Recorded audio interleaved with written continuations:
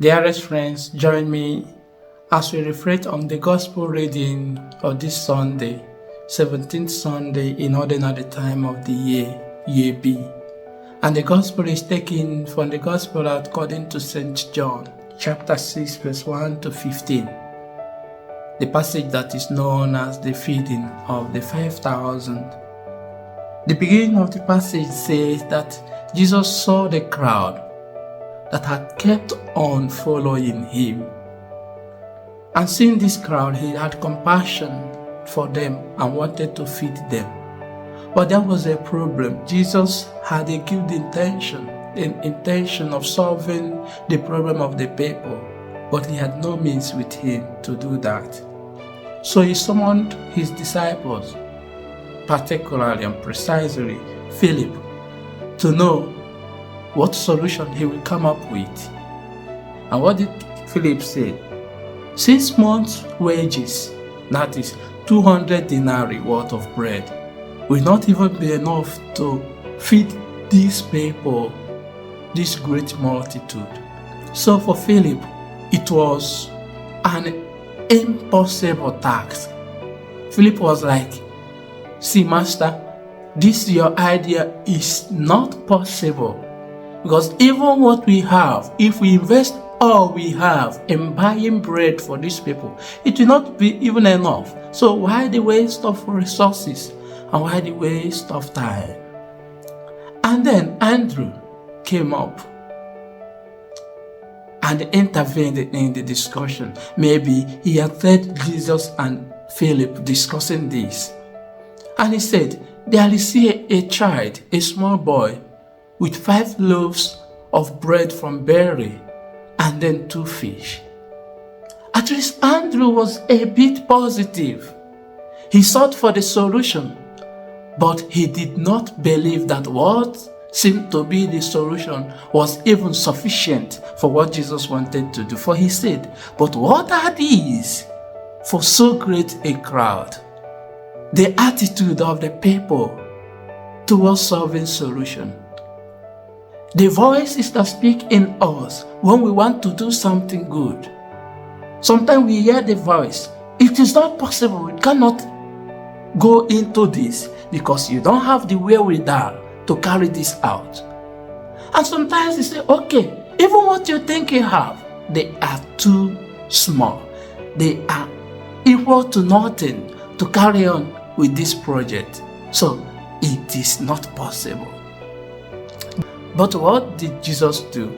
He took the 5 loaves of barley bread and the 2 fish, gave thanks, and shared among the people.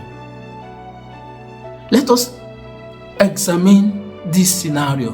The small boy with bread from barley.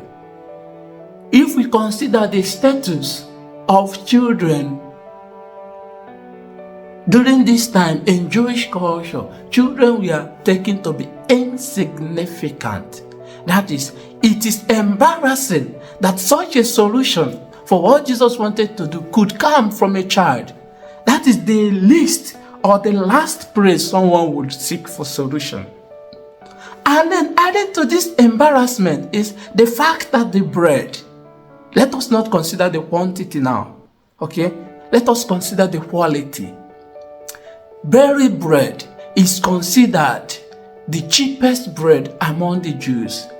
Not bread from wheat, but barley. And it is left for the poor classes. So this child, an insignificant figure with insignificant or cheap gift or talent, that was what Jesus used to feed the 5,000 men. My dearest friends, we don't need to have too many, and we don't need to have the best of it. God does not depend on who has and on what one has. He depends on the heart and the love with which we invest what He has given us. each and every one of us has something special to contribute in building the society, in doing something good. We must take, no matter how small we think that gift is, no matter how insignificant we think that person holding that gift or bearing that gift is, we must allow God to work with that gift to bring change in our society. And when we want to do something nice, we must expect, like Jesus did, these two reactions. It is impossible. And then you don't have all that it takes.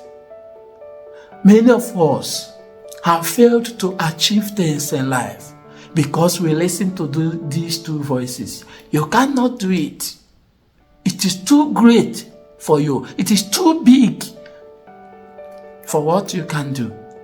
And the second voice, okay, even what you think you have, it is nothing to compare with what you want to do. And because of that, we keep on waiting for when we have the greatest of all the gifts, of all the resources. Jesus is calling on us today. Even that small thing you have, invest it in the love. Hand it over to the hands of Jesus. Place it in the hands of Jesus. He will lift it up in thanksgiving to God, the owner of the gift, and then He will give it back to you for the multiplication. But you have to first of all bring it out. You must first of all place them into the hands of Jesus. And then lastly, never you think that what you have is too small for the development of the society. Never you think that you are too insignificant to contribute to the goodness or to the betterment of others. Even that small thing you have, that smiling face you bear, those wonderful words, hello, good morning, how are you doing, how are your family?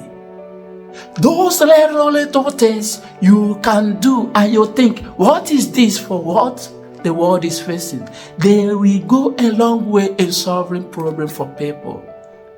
God works miracles in our midst, but using what we have. He wants us to provide that thing He has given us, those resources He has placed under our charge, those talents He has invested in us. Even the ones we don't consider important, He wants us to bring them out and to hand them over to Him and to work with Him in building a very wonderful human society. Do not hide your talent. And do not make others to hide theirs because you think what they have is insufficient or equal to nothing.